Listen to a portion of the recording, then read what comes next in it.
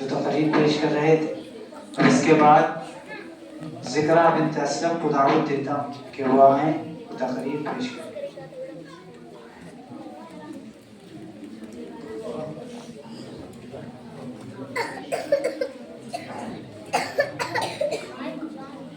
السلام علیکم ورحمۃ اللہ وبرکاتہ۔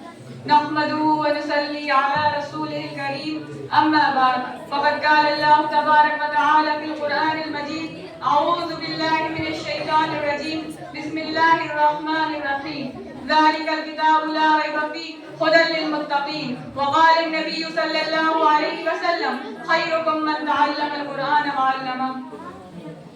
الہی رونق اسلام کے سامان پیدا کر، الہی رونق اسلام کے سامان پیدا کر، دلوں میں مومنوں کے الفت قرآن پیدا کر۔ صدر محترم، اسٹیج پر رونق افروز بزرگان دین اور حاضرین جلسہ، آج کی اس محفل اور آج کے اس مبارک اجلاس میں میرا موضوع سخن دنیا کی سب سے پاکیزہ اور مقدس کتاب قرآن پاک ہے۔ ہمیں چڑھتے سورج کی طرح یقین ہے کہ اس کا ایک ایک حرف سچا اور صادق ہے۔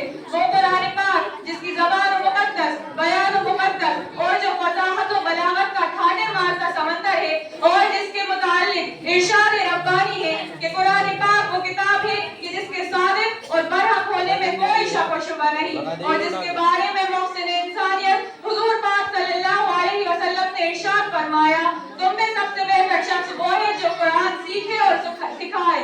دعا کیجئے کہ خداوند قدوس ہم سب کو قرآن پاک کی دولت سے مالا مال فرمائے، آمین۔ دوستو، قرآن کریم رب ذوالجلال کی طرف سے عطا کردہ وہ حسین تحفہ ہے کہ جس نے 23 برس کی قلیل مدت میں سارے عالم میں وہ انقلاب برپا کر دیا کہ بڑے سے بڑے فصحاء، علماء، ادباء اور شعراء حیران و شہر رہ گئے، اور جس کی آیتوں کو سن کر پتھر دل موم ہو گئے۔ دوستو، یہی وہ قرآن ہے جو رہتی دنیا تک کے انسانوں کے لیے سراپا ہدایت و رحمت ہے۔ یہی وہ قرآن ہے جس نے رسول کی رسالت کا اعزاز بخشا۔ یہی وہ قرآن ہے جس نے پس مردہ قلوب کو تازگی بخشی۔ ہاں، یہی وہ قرآن ہے جس کی برکت سے جنات و شیاطین کا آسمانوں پر جانبت ہوا۔ یہی وہ قرآن ہے جس کی برکت سے عزت و رفعت کے شامیان نکل گئے۔ یہی وہ قرآن ہے جس کی بدولت محبوب حقیقی کی رضا نصیب ہوئی۔ یہی وہ قرآن ہے جو سچائی اور امانت داری کا درس دیتا ہے۔ یہی وہ قرآن ہے جس کی بدولت عمر فاروق رضی اللہ عنہ کو ایمان نصیب ہوا۔ یہی وہ قرآن ہے جس کی نظیر پیش کرنے سے ساری دنیا عاجز و کاسر رہی۔ یہی وہ قرآن ہے جس کی مثل پیش کرنے سے عرب کے فصیح و بلیغ زبان دانی کا دعویٰ کرنے والوں نے گھٹنے ٹیک دیے۔ یہی وہ قرآن ہے جس نے ضلالت و گمراہی کی دلدل میں پھنسی ہوئی انسانیت کو رشد و ہدایت کا پیغام سنایا۔ یہی وہ قرآن ہے جس کی حفاظت کا وعدہ خود خالق کائنات نے فرمایا۔ یہی وہ قرآن ہے جس نے ذہنی قوتوں کو جلا بخشی۔ یہی وہ قرآن ہے جس کی برکت سے اجڑے ہوئے چمن میں بہار پیدا ہوئی۔ محترم حضرات، آج کے اس نازک دور میں حفظ کلام پاک کو فضول سمجھا جاتا ہے، اس کے الفاظ رٹنے کو حماقت بتلایا جاتا ہے، اور کہا جاتا ہے کہ اس کو رٹنا اور بے سمجھے پڑھنا بے سود ہے۔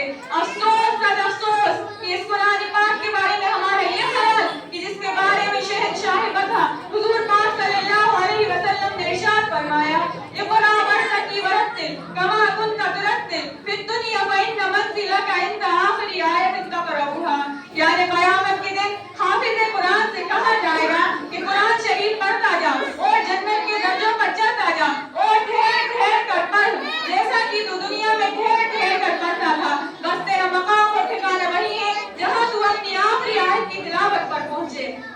یاد رکھو، یہ قرآن دنیا کی سب سے بڑی نعمت ہے۔ یہ چاند، سورج، زمین و آسمان کوئی بھی اس نعمت کا مقابلہ نہیں کر سکتے۔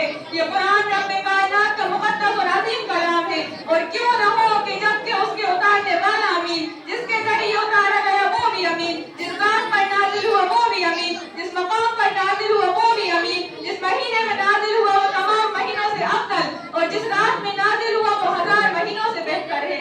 اللہ کا یہ مقدس اور پاکیزہ کلام تمام کلاموں سے افضل اور برتر ہے۔ حدیث پاک میں آتا ہے فضل کلام اللہ علی سائر الکلام کفضل اللہ علی خلقی، یعنی اللہ کے کلام کو تمام کلاموں پر ایسی ہی فضیلت ہے جیسے خود حق تعالی شانہ کو تمام مخلوق پر۔ اللہ کا دلارا اور خدا کا پیارا نبی ارشاد فرماتا ہے کہ جس نے قرآن شریف پڑھا اور اس پر عمل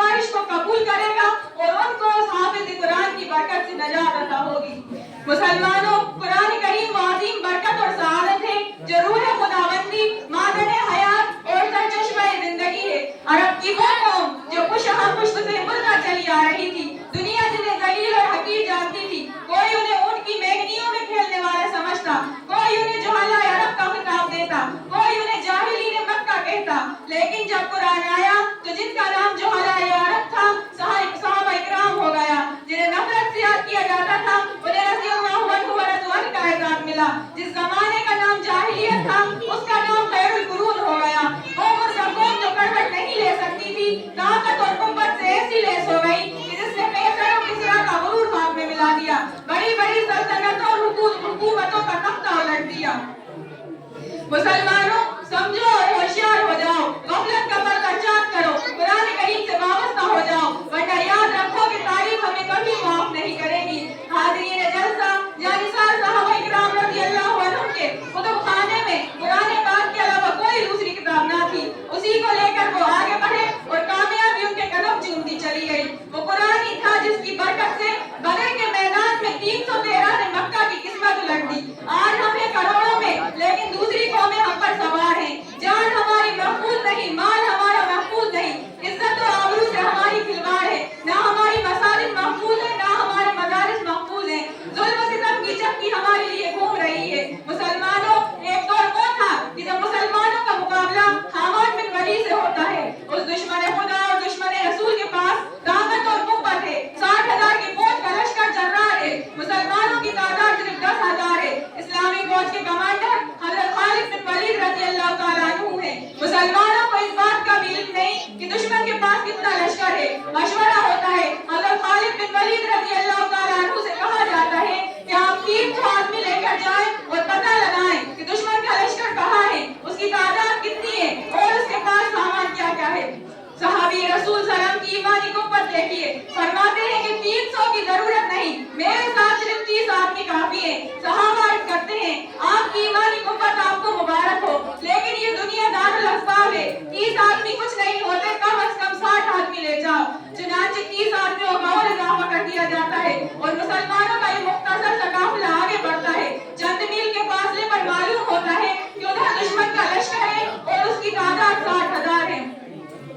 حضرت خالد بن ولید رضی اللہ تعالیٰ عنہ کی ایمانی حرارت جوش میں آتی ہے، فرماتے ہیں کہ میری رائے ہے کہ ادھر منتظر صحابہ اکرام رضی اللہ عنہ کو اطلاع کی ضرورت نہیں، ان سے مقابلے کے لیے تو ہم ہی کافی ہیں۔ سبھی نے ایک زبان ہو کر کہا ہمیں شوق شہادت ہے۔ جب شہادت سامنے ہے تو دشمن کے کثرت تعداد سے پرواہ کیا ہے۔ اسلامی فوج کا وہ مجاہد اعظم سب بناتا ہے، دوسری طرف 60,000 کا لشکر ہے۔ حامد بن ولید آگے بڑھتا ہے اور کہتا ہے کہ ہم تو سمجھتے ہیں کہ مسلمان قوم بڑی سمجھدار ہے، لیکن آج معلوم ہوتا ہے کہ تم تو احمق ہو، 60,000 سے لڑنے کے لیے 60 آدمی لے کر آئے ہو۔ جاؤ ہم تم پر رحم کھاتے ہیں اور 2 بوئے کھجور اور چند اشرفیاں دیتے ہیں، کیوں اپنی جانوں پر ظلم کرنے آئے ہو، یہاں سے چلے جاؤ۔ حضرات جگر پر ہاتھ رکھیے اور سنیے، حضرت خالد بن ولید رضی اللہ تعالیٰ عنہ فرماتے ہیں کہ تو وائس بن کر آیا ہے یا کمانڈر بن کر آیا ہے، تجھے شرم نہیں آتی، اپنی بزدلی کو باز کے پردے میں چھپاتا ہے، تم میں لڑنے کی طاقت اور قوت ہی نہیں ہے۔ حامد بن ولید اسلامی مجاہد کی اس للکار کو سن کر جوش میں آتا ہے اور فوج کو حکم دیتا ہے کہ پکڑ لو ان 60 آدمیوں کو۔ چنانچہ 60,000 کا حملہ ہوتا ہے اور صحابہ اکرام رضی اللہ عنہم ان میں گھس جاتے ہیں۔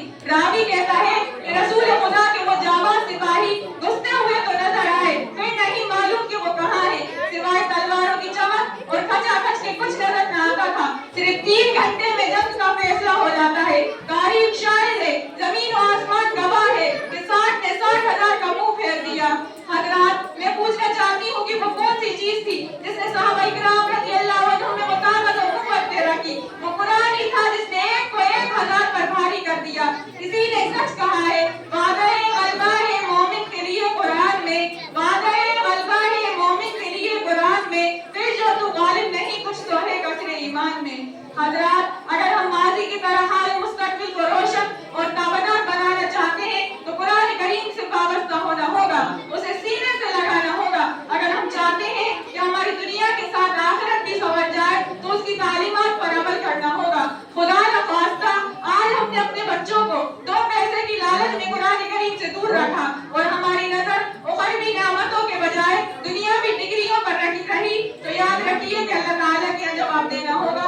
اسی پر میں اپنی تقریر ختم کرتی ہوں. دعا کیجیے کہ اللہ تعالیٰ تمام مسلمانوں کو قرآن کریم سیکھنے، سکھانے اور اس پر عمل کرنے کی توفیق نصیب فرمائے.